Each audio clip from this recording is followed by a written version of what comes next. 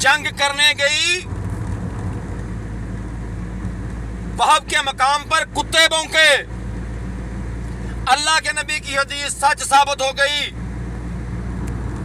कि जो हक के साथ मुकाबले पे आए उसे कुत्ते भौंकेंगे।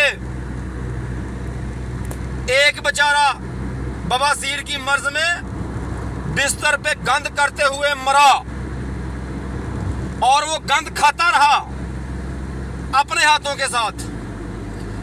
जो सैयदा का हक खा जाए वो गंद खाता मरता है।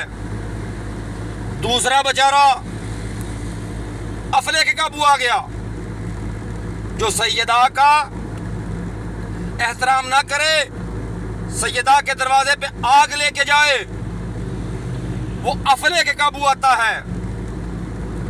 तीसरे मरे हुए को कुत्ते गलियों में घसीटते रहे।